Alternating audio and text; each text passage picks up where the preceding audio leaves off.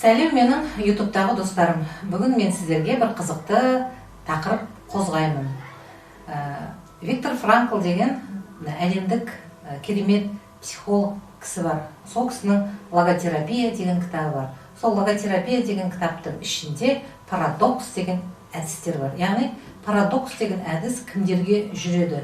Мысалы, мен көп деген осы жүрген жерімде көп адамдардан байқаймын, қазіргі кезде көп аналардың басындағы үлкен бір мәселе, балалары үлкен жасқа келсе де түнде төсекке кіші дәреттерін жіберіп қояды. Осындай өте көп.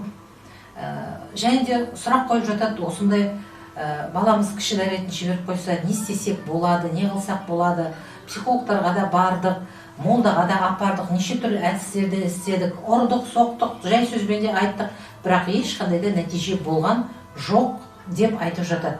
Жақында мен осы логотерапияны оқып отырып, осы сұраққа жауап тапқандай болдым. Сондықтан да бүгін видеомда мен сіздерге осы оқығаныммен сіздермен бөлісемін, былайша айтқанда. Енді қазір тек қана кішкентай баланың кішетіп қойғаны емес, сонымен қоса көп адамдар бір ортаға шыққанда, немесе бір отырған кезде адамдардың бір қолдары қалтырайтын кездер де болады. Немесе бір адамдардың алдына шыққан кезде қатты терлеп, өзін бір сол жерде ыңғайсыз сезініп қалатын кездер де болады. Және де мынандай жағдай бар. Көп үлкен кісілер, тіпті үлкен кісілер емес, осы күндері жас адамдарды айтады, мен түнде ұйқым келген жоқ, ұйықтай алмадым дейді.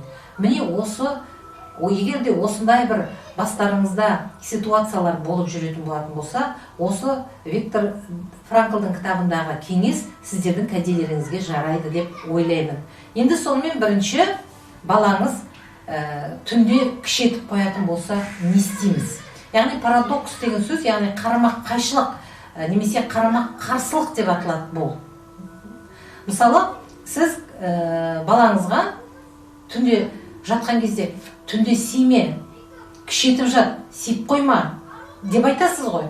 Бұл жерде енді сіз керісінше балаңызға сен түнде си деп айтасыз. Түнде си, егер де сен сисең, мен саған 5000 теңге ақша беремін деңіз. Сөйтіп сіз 2-3 рет айтып көрген кезде, бұл кәдімгі тәжірибеден өткен әдіс. Виктор Франклдың өзінің шетелде үлкен клиникасы болған, ол сол клиникада бірнеше жыл адамдармен жұмыс жасаған, ол өзі осы әдісті қолданған, бұл әдіс нәтижесін берген. Біздің табиғатымызда бір сондай бір жұмбақ, бір тылсым сияқты жағдайда қарап отырсам, бірақ сенсең, бұл әдіс өзінің нәтижесін береді. Сонымен сіз төсекке жатқан кезде балаңызға міндетті түрде сен бүгін си деп айтуыңыз керек, керісінше. Күнде айтасыз ғой, түнде дәрет жіберіп қойма, сиіп қойма деп. Ал енді сіз керісінше түнде си. Сисең, мен саған 5000 теңге ақша. Бір кем дегенде 2-3 күн сондай болуы мүмкін, уже келесіде балаңыз семейтін болады. Бұл бір. Енді екінші, түнде ұйықтай алмайтын адамдар үшін. Егер де сізде түнде ұйқыңыз келмейтін болса, былай жаттыңыз, дөңбекшіп, былай жаттыңыз, ұйқыңыз келмейтін болатын болса, оған сіз қайтадан керісінше, мен бүгін осы түнді ұйқысыз өткіземін деңіз. Сіз қалай сол сөзді айтасыз, сізге ұйқы келеді. Келесі әдіс жаңағы көп адамдарда болады. Бір адамдардың алдына, немесе көпшіліктің алдына шыққан кезде қалтырап кетеді. Немесе қолдары қалтырайтын кез болады. Сол кезде сен жаңағы алдыңдағы шыққан адамдарға өзіңнің ішіндегін ашып айтуың керек. Ал мен қазір сендердің алдарыңа шыққан кезде қалтыраймын деп айтып алуларыңыз керек. Сол кезде адам керісінше қалтырамай қалады екен. Сөйтіп адамның бойындағы қалтырайтын жаңағы қасиет кетіп қалады екен. Енді келесі әдіс тершеңдік. Яғни көпшіліктің алдына шыққанда адам терлейді, көп адамдар. Не істерін білмейді. Міне сол кезде тағы да бұл жерде сіз сол көпшіліктің алдында, немесе өзіңіздің бірден енді көпшіліктің алдында емес, өзіңіздің бір жақын танитын адамдарыңыз, жақын араласатын адамдарыңыздың алдында айтуларыңыз керек. Қазір мен терлеймін. Қараш, қазір мен терлеймін деп айтса, керісінше сен терлемейтін болып қаласын.